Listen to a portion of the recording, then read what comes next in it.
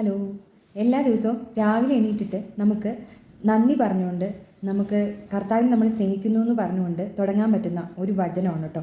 എന്തിനാണ് നമ്മൾ എല്ലാ ദിവസവും രാവിലെ എണീറ്റ് നന്ദി പറയണതെന്ന് ചോദിച്ചിട്ടുണ്ടെങ്കിൽ, എത്ര പേരാണ് രാവിലെ എണീറ്റിട്ട് എണീക്കാൻ പറ്റാത്തവരുള്ളത് എന്ന് പറഞ്ഞാൽ രാത്രി ഉറങ്ങി രാവിലെ എണീറ്റിട്ടില്ല, അവർ മരിച്ചു പോയി കാണും അല്ലേ? അല്ലെങ്കിൽ ചിലപ്പോൾ സ്ട്രോക്ക് വന്നിട്ടുണ്ടാവും, ചിലപ്പം എന്തെങ്കിലുമൊക്കെ അസുഖം കൊണ്ട് രാവിലെ എണീക്കാൻ പറ്റാത്തവർ എത്ര പേരുണ്ട്. അപ്പോഴും ദൈവം നമ്മൾക്ക് രാത്രി ഉറങ്ങിയപ്പോൾ മുഴുവൻ കാവലിരുന്ന് രാവിലെ നമ്മളെ വിളിച്ചെണീപ്പിച്ചു എന്നാണ് അതിനർത്ഥം.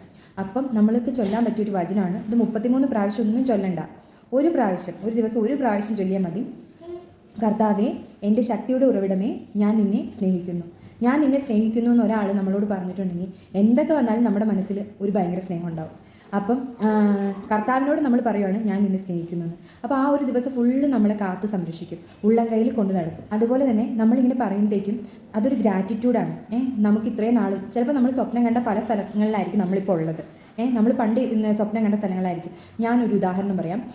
എനിക്ക് എൻ്റെ വീട് ഞാൻ ജനിക്കുന്ന സമയത്തും ഞാനൊരു 10 വയസ്സ് വരെ അല്ലെങ്കിൽ ഒരു 20 വയസ്സ് വരെ എൻ്റെ വീടിന് ഒരു നിലയുള്ളൂ.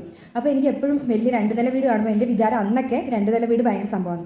ഇപ്പോൾ അത് പണിതിട്ടേ പിന്നെ അവിടെ പൊക്കത്തോട്ട് കയറി അടിച്ചു വരാനൊന്നും ആർക്കും വയ്യ. കാരണം കാലുവേദനയും മുട്ടുവേദനയാണെന്നൊക്കെ പറഞ്ഞു. പക്ഷേ ഇല്ലാത്തപ്പോൾ അതിനോട് ഭയങ്കര ഒരു ഇതായിരുന്നു. അപ്പോൾ ഞാൻ എപ്പോഴും ആഗ്രഹിക്കായിരുന്നു 2 നില വീട് വേണം, എന്നിട്ട് അതിൻ്റെ പൊക്കത്ത് ഊഞ്ഞാൽ കട്ടിൽ വേണം എന്നൊക്കെ. ഊഞ്ഞാൽ കട്ടിലൊന്നും ഇല്ലെങ്കിലും ഊഞ്ഞാൽ തൊട്ടിൽ ഞാൻ മേടിച്ച് അവിടെ തൂക്കിയിട്ടുണ്ട്.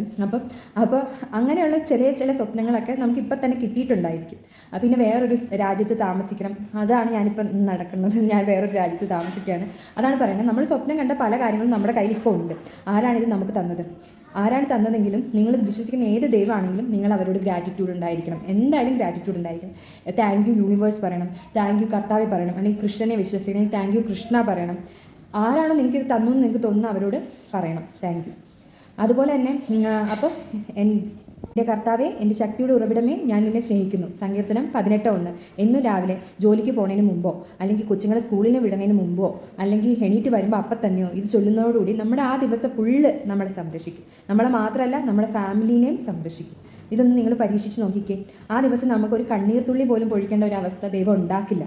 അല്ലേ തന്നെ നമുക്ക് എന്തോ മാരകമായത് വരാനിരുന്നു എന്ന് പറഞ്ഞാൽ കണ്ണി കൊള്ളേണ്ടിരുന്നത് പിരുകത്ത് കൊണ്ടിട്ട് അങ്ങോട്ട് പോകും. അങ്ങനെ നമ്മളെ സംരക്ഷിക്കും. അപ്പോൾ നിങ്ങളിതൊന്ന് ട്രൈ ചെയ്ത് നോക്കണം കേട്ടോ.